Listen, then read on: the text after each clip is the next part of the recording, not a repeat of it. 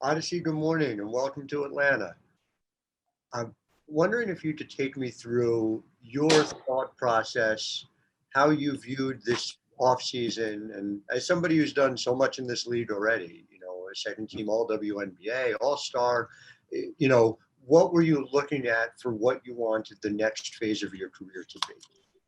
But it was I wouldn't say a tough decision. It was just a situation that I couldn't control with having to leave Minnesota. I talked to my agent and I went back and forth for a couple of weeks, just trying to figure out where I wanted to be, where I think would fit best for me. I think Atlanta is a good fit, great team. They went to semifinals a few years ago with the team that they had that was really, really good. So I took a lot of that into consideration and who the players that I'll be playing alongside with, and my vision just kind of for Atlanta. I see us being one of the top 4 teams this year. Whether, the league likes it or not, that's just how confident I am in my team. And I'm excited to get to Atlanta. Bailey Johnson, go ahead. Hey, Odyssey, just kind of going off of that, in your conversations with Nikki, what has she said to you about what your role on this team is going to be? I had a few conversations with Nikki. Just from day one, she just made me feel comfortable, reassuring me that, they wanted me to be in Atlanta.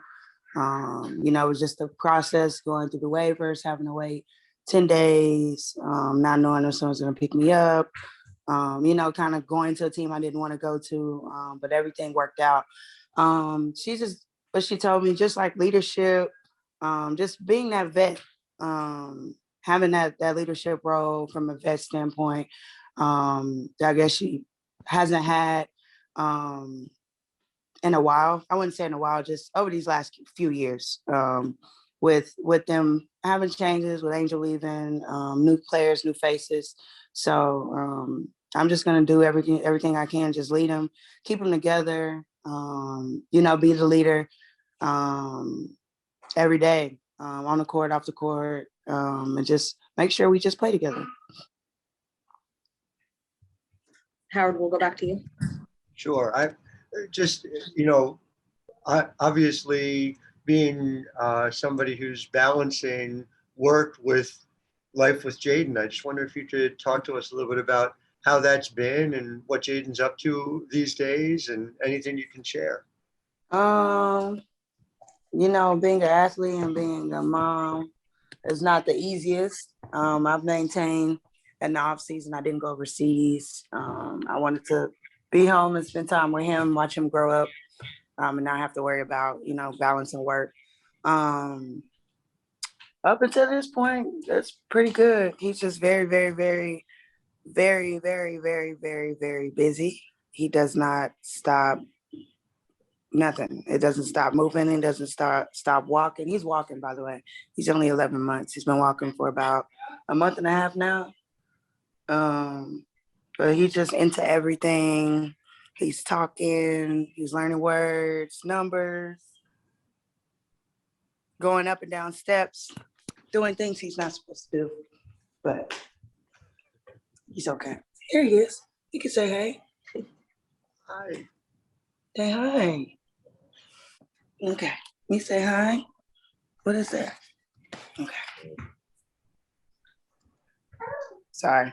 No, not at all. Not at all.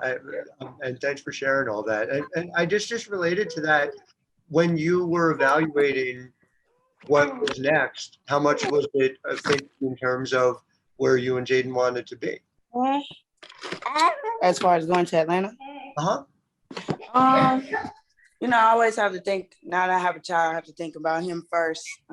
Just what's suitable, what would be best for him, then me, of course. Like I said, Nikki was pretty straightforward. She said, when we're in Atlanta, if I need to, now that, he's walking, he'll be running, I'm sure, pretty soon. She said I'm more than welcome to bring him to practice. Anything I need help with, during the season as far as him. She said, just reach out to her. You know, you just don't get that from a lot of people, especially a lot of coaches. Not saying that everybody doesn't have kids or they don't understand having a child, but it's a little different when you're actually a parent from one parent to another, being able to relate like how hard it is, how difficult it can be at times. You know, with me doing this by myself, but that was kind of like the deal breaker for me too, because that was questions I had for, you know, for Minnesota going back there. You know, nobody on the team had a baby or anything, so like, how does that work? You know, it was never got to that point. Obviously, never got to that talk, but you know, Nikki was really nice about everything, like going forward. And you know, I'll bring him to practice, not every single day, but just to know that I have that option. That just takes a little bit of load off of me, knowing that I can bring my son to practice if I need to. Appreciate it. Thanks, Odyssey. All right, any last questions? Go back to you. I have one more. Yeah, I didn't want to monopolize, but I think I know the answer to this question. But Odyssey, who do you think is going to win the NCAA tournament? Wondering if you had a chance to look at the bracket and if there are any, you know, let's say number 2 seeds who are particularly standing out to you. You know, on the women's side, I can't say. I can say that NCAA basketball, women's and men, has been extremely good. I think it's more balanced on the women's side.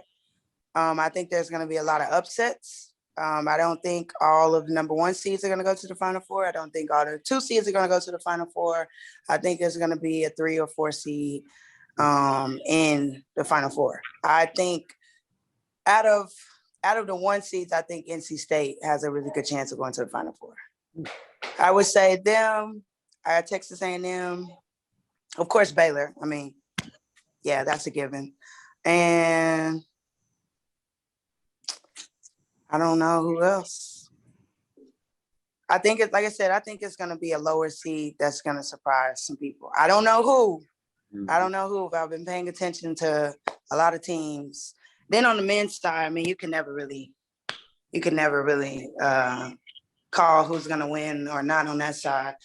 I'm hoping Baylor men, I hope they do good. They're 1 seed. I'm so excited, but we'll see. I literally have no idea. Like, I can't even fill out a bracket on either side because I don't know who to pick.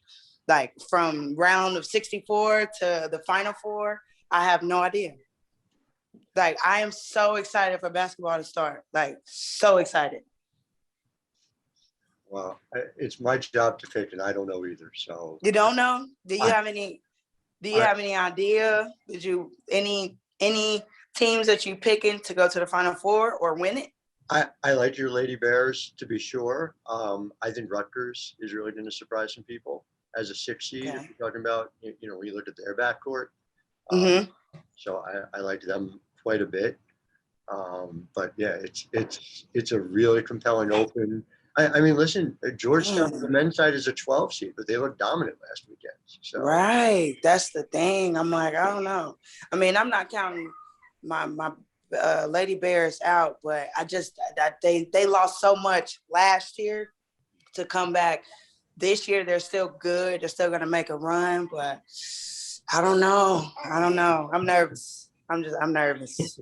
I really can't call it. I mean, they're on the side with UConn's bracket. I think a lot of people are picking UConn to win it. I like UConn. I think they're good. I don't think they're good enough to win the championship this year. I don't have them to win it, but I don't know. I mean, Paige is pretty good. You know, I mean, I've only watched a couple games, but she's pretty good. I guess we'll see. I really don't have any picks though. Like, it sucks because, you know, you usually know, especially on the women's side, you know, maybe 1 or 2 that lose in the, you know, in the Sweet 16 or the Elite 8. You're like, okay, well, I knew these 2 or these 3, but I don't know. it'd be fun. That's for sure. I appreciate your time. I'm ready to watch though. I really am.